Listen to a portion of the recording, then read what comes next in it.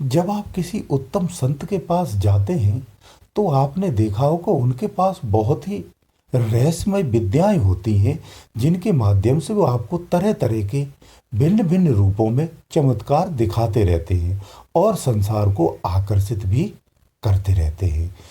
क्योंकि वो जो पहुंचे हुए संत होते हैं वो समस्त चमत्कारों को लोगों के सुधार के लिए और उनके भले के लिए ही करते हैं। यानी वो समाज सेवा में समर्पित होते हैं। वो संसार और समाज के कल्याण के लिए ही अपने आप को जीवित रखते हैं और सदा उसी में ही नित रत रहते हैं। ऐसे संतों के पास जब आप जाते हैं तो आपने कभी देखा होगा कि आप उनकी शरणागत हुए, आपने अपनी कोई व्यथा या परेशानी उनके सम्मुख रखी तो वो सुन करके आपको बोल देता कि जाओ ठीक हो जाओगे, और आप वास्तव में देखते हैं कि आप ठीक हो जाते, यानी आपकी वो समस्या समाप्त हो जाती है बहुत ही सरल रूप में और सहज रूप में, जिसका आपको पता भी नहीं चलता है। तो इस तरह के जो चमत्कार आपको संतों के पास मिलते हैं तो वो उनके पास कहाँ से आते हैं और कैसे आते हैं, ये होते क्या हैं, इनको कैसे प्राप्त करना चाहिए, ये चमत्कार आप भी प्राप्त कर सकते हैं, परंतु कैसे कर सकते हैं, मैं आज उन संतों के बारे में और इन सब रहस्यों से पर्दा उठाने वाला हूँ। देखिए, जो संत होते हैं उनके पास बहुत सारे रहस्य होते हैं, तो वो रहस्य क्या क्या होते हैं, वो शक्तियाँ क्या क्या होती हैं और उनको वो कैसे प्राप्त करते हैं, आज मैं उसके बारे में आपको खुल के बताता हूँ। देखिए, संतों के पास 5 प्रकार की मुद्राएं होती हैं। इन्हीं से वो शक्तियों को अर्जित करते हैं। ये जो 5 शक्तियां होती हैं मैं वो आपको बता देता हूं। पहली होती है चाचरी, दूसरी होती खेचरी, तीसरी होती है भूचरी, और चौथी होती है अगोचरी, और 5वीं होती उन्मुनी। अब आप सोच रहे हो ये 5 मुद्राएं क्या हैं। देखिए, मुद्रा भी कह लीजिए या विधियां भी कह लीजिए, एक्चुअली ये वो विधियां हैं जिनके माध्यम से वो शक्तियों को प्राप्त करते हैं और उन शक्तियों के माध्यम से समाज का कल्याण करते हैं, या जो चमत्कार दिखाते हैं लोगों को प्रभावित करने के लिए, वो इन्हीं के द्वारा किया। तो इन्हीं 5 विधियों से वो भिन्न भिन्न तरह की शक्तियों को प्राप्त करते हैं। जैसे चाचरी मुद्रा है, प्रथम पद में चाचरी मुद्रा की चर्चा करता हूं।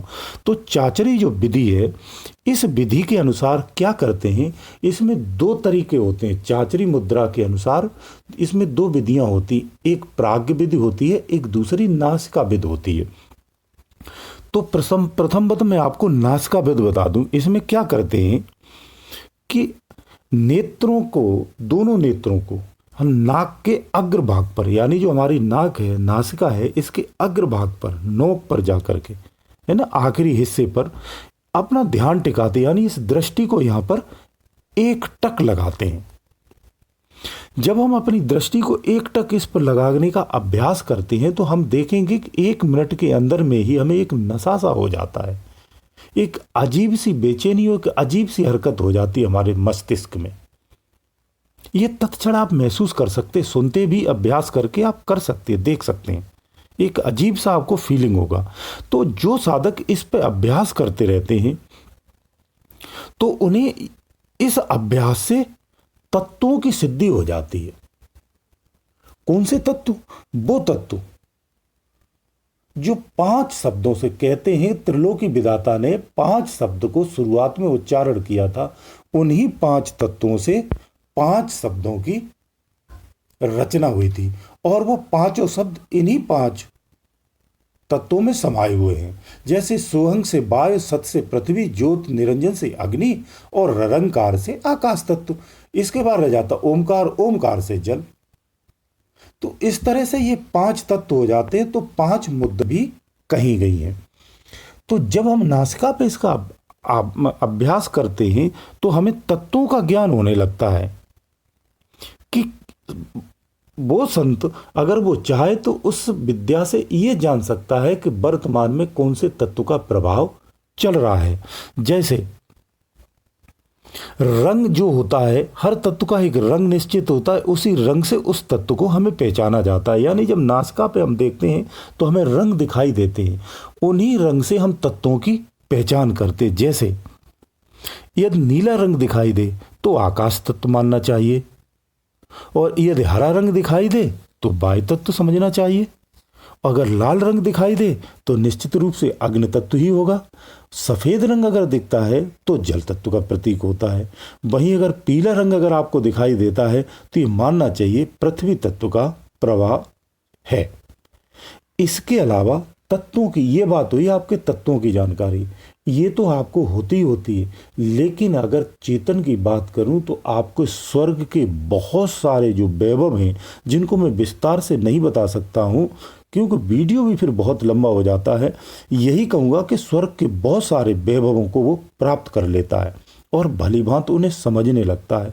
उससे सम्मुख होने वाली घटनाएं, दुर्घटनाओं को वो पूर्वज से जानने लगता है। उसे स्वतः से अनुभव होने जाते हैं। वो जिस स्थान पर जाता उस स्थान के बारे में स्वतः से ही उसे जानकारी हो जाती कि यहाँ पूर्वत क्या हुआ था, या पूर्व आगे आने वाले समय में वहाँ क्या होने वाला है।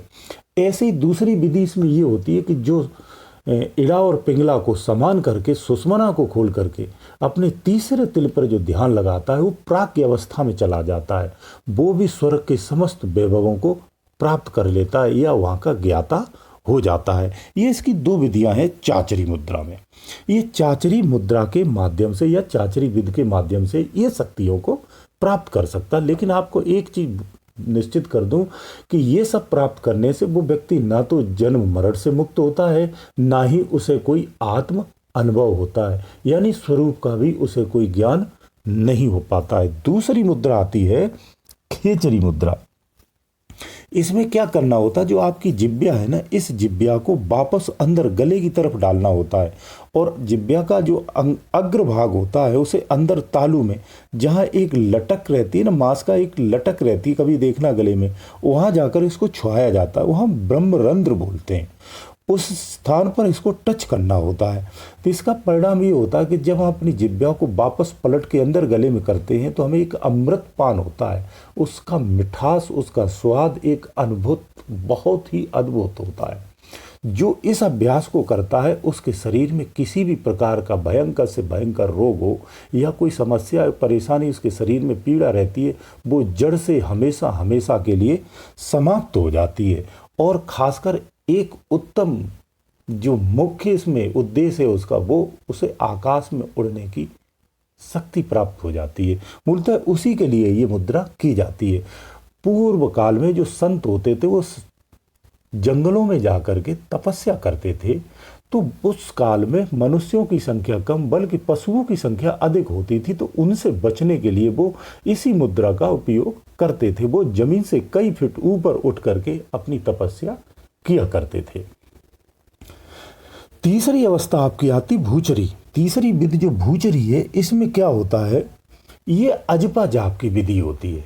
जो अजपा जाप का अभ्यास करता है उसे अजपा जाप सिद्ध होने पर शरीर के पांचों प्राणों का और उनके स्थानों का पूर्ण रूप से ज्ञान हो जाता है और उनकी क्रियाओं का पूर्ववत अनुभव हो जाता है। वो सदृश इसको जान सकता है कि कौन सा प्राण कैसे कार्य करता है, उसकी क्या क्रिया है और किस स्थान पर रहता है। इसके साथ साथ उसको मुख्य रूप से क्या होता है, बाणी सिद्ध हो जाती। जैसे आप किसी संत के पास जाते हैं, वो आपकी समस्या सुन के कहता जाओ ठीक हो जाओगे, तो उनको यही विधि सिद्ध की हुई होती है। भूचरी मुद्रा उन्होंने सिद्ध कर रखी थी, यानी उनकी बाणी जो होती है वो सिद्ध होती है, उनके संकल्प जो होते हैं वो सिद्ध होते हैं, वो जो कहते हैं वो अटल सत्य होता है और होके रहता है। इसके बाद आती अगोचरी। ये बहुत ही महत्वपूर्ण विधि है या बहुत महत्वपूर्ण मुद्रा है। ये अगोचरी ऐसी मुद्रा है जिसमें नाक और कान को बंद कर करके अंदर की अनहद को सुना जाता है और उस अनहद में आने वाले 10 शब्दों का श्रवण किया जाता है। जो इसको नित अभ्यास करता रहता है जो साधक, और लंबे समय तक करता रहता है, जब उसका यह अगोचरी मुद्रा मैच्योर्ड हो जाती है यानी पक जाती है, तो उसे सार शब्द की प्राप्ति होती है। और उसे इतना उसका मन जो होता है वो अति कमजोर और बलहीन हो जाता है। इस मुद्रा में मन की चंचलता पूर्णतः समाप्त हो जाती है। जब इस मुद्रा में आप परिपक्व हो जाएंगे तो आप निश्चित रूप से पाएंगे कि आपका मन जो है वो शांत हो चुका होगा, संसार के प्रति पूर्णतः उदार हो चुका होगा। आपको यह भी बता दें, आपको यहाँ आत्म अनुभूति निश्चित रूप से होती है, लेकिन यह भी अभी मुक्त की अवस्था में नहीं है। परंतु हाँ, यहाँ आपको सार शब्द भी मिल जाता है जो आपको मुक्त की अवस्था में ले जाता है, परंतु इसमें बहुत समय लगता है पकने में। इसके लिए साधक को, जो अगोचरी मुद्रा को कर रहे हैं, वो साधकों को बहुत बड़ा संयम और बहुत बड़ा धैर्य उनको चाहिए। उनकी एकाग्रता और दृढ़ता, इन सब चीज़ों की उसे परम आवश्यकता होती है। ऐसे ही साधक इसमें स्थिर हो पाते हैं और निश्चित हो पाते हैं, उन्हीं को सफलता भी प्राप्त होती है। ये थोड़े लंबे समय की मुद्रा होती है। इसके बाद आपकी मुद्रा जो आती है वो होती है उन्मुनी मुद्रा। उन्मुनी मुद्रा जो होती है, इसमें क्या करना होता है, अपने दोनों नेत्रों को बंद करके त्रिकुटी पर ध्यान लगाना होता है। यानी अपनी दृष्टि और ध्यान दोनों की एकाग्रता। जो त्रिकुटी पर ध्यान लगा करके अपने नित्य अभ्यास करते हैं, वो साधक ब्रह्मांड के गुप्त चीजों को जानने की क्षमता आ जाती है उसके अंदर। इसी को हम उन्मुनी मुद्रा कहते हैं। योग वेत्ता जो पुरुष होते हैं वहां पर सप्तकोश बनाते। कौन से? सोम, सुरत, सारणी कला, दूसरी इंदु कला, फिर तीसरी नाद कला, चौथी योगिनी कला, पांचवी इंदु हो गई, नाद हो गई, बोधनी हो गई और अर्धचंद्र कला। इसके बाद आता महानाद कला, फिर उन्मुनी अवस्था। ये सबसे उन्नतम अवस्था कही गई है। इस तरह से 5 विधियां होती, 5 मुद्राएं होती इन संतों की। इन्हीं मुद्राओं के माध्यम से वो शक्तियों को प्राप्त करते या स्वयं को पावरफुल कर लेते हैं और संसार के भले करते हैं। यही संतों की मूल शक्तियां होती हैं। इन शक्तियों को एक सामान्य व्यक्ति भी कर सकता है, कोई बड़ी बात नहीं है। इसमें किसी प्रकार की कोई क्षति भी नहीं होती है। बस आपका चित्त और आपकी एकाग्रता और आपकी दृढ़ता होना परम आवश्यक होता है। इसलिए जरूरी नहीं कि जो संत ही कर रहे आप नहीं कर सकते, एक सामान्य व्यक्ति कर सकता है। अगर किसी को कोई मुद्रा सीखनी है या जाननी है तो मैं उसे पूर्ववत विधि भी बता सकता हूं और वो इसे कर सकता है। गुरुदेव दयालु।